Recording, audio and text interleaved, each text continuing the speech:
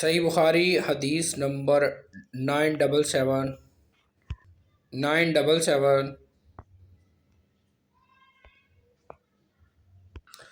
حضرت ابن عباس رضی اللہ تعالیٰ سے روایت ہے، ان سے پوچھا گیا کیا آپ نبی صلی اللہ علیہ وسلم کے ہمراہ نماز عید میں شریک ہوئے؟ تو انہوں نے فرمایا اگر میرا چھوٹے ہونے کی وجہ سے آپ صلی اللہ علیہ وسلم کے ہاں مرتبہ اور مقام نہ ہوتا تو میں عید کا مشاہدہ نہ کر سکتا۔ بہرحال آپ نماز عید کے لیے نکلے، یہاں تک کہ اس نشان کے پاس پہنچے جو کثیر بن سلط کے گھر کے پاس تھا۔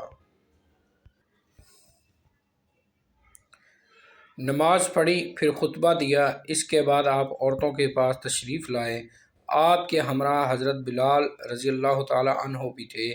آپ نے ان عورتوں کو واعظ و نصیحت فرمائی اور صدقے کا حکم دیا۔ چنانچہ میں نے عورتوں کو دیکھا کہ وہ اپنے ہاتھ جھکا کر اپنے زیورات حضرت بلال کے کپڑے میں ڈالتی تھیں۔ اس کے بعد آپ صلی اللہ علیہ وسلم اور حضرت بلال اپنے گھر کی طرف روانہ ہو گئے۔ یعنی وہ جو عورتیں زیورات وغیرہ اتار کے دے رہی تھیں وہ کسی مہم کے لیے یا کسی جنگ کے لیے یا کسی بھی اللہ کے راستے میں خیرات کیا اعلان کیا ہوگا کہ آپ جو ہے اللہ کے راستے میں صدقہ کرے، چیریٹی کرے، تو وہ اس سلسلے میں ہو سکتا ہے۔